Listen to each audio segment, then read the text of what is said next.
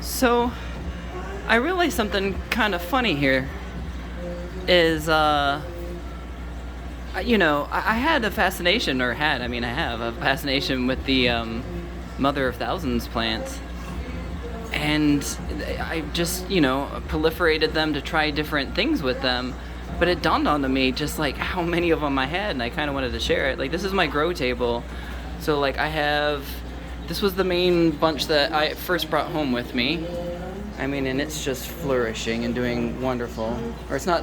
So what I did is I took a bunch of the pups and I sprinkled them in this large pot and just let them overtake it. So this is just dozens and dozens of different species, but they seem to cram very, very well with each other, and don't really hurt each other. And then I tried to just isolate one little pup off and let it grow, and it grew entirely different. It grew very tall, very quickly, and actually, for whatever reason, at one point, it had a little bit of like a deficiency. At first, I thought it was a nutrient deficiency because it was growing so rapidly, but then the next ones that came out went back to normal, so I'm not sure what happened there, but and then I have a bunch that were just like, as pups were falling off, I would just start putting them in pots, and then that became unsustainable. And I've been experimenting with them, so if I go over to like this flood basin here, I'm gonna see, so there was just other things I did just when I started needing places to put them, so I have them in those type of growing things. And then I started testing to see if they could just be completely immersed, their root systems in water, and they completely survived that. So then I started trying stuff like floating them, and those guys live in water.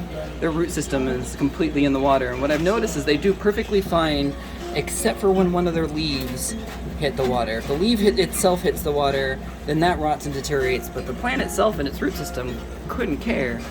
And actually, there's another example of that over here. Bear with me, I'm gonna have to cut across the basement. This is not the way I normally go, so the path's not clear at the moment. But I have another flood basin thingy, sorry about the music, another flood basin thing over here, and what this one does is this has misters that sprays 5 minutes every 6 hours, all day, every day. And as you can see, this one, hold on, this one is growing tremendously well, even in completely hyper-saturated conditions. I mean, you can see, like, look at that, its soils is completely hyper-saturated.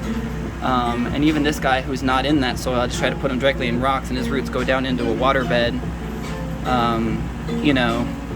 He's doing fantastic too. But anyways, I just kind of wanted to share that because they're all over the place, and I do love playing with this plant. I think it's a magnificently cool plant. Look at that.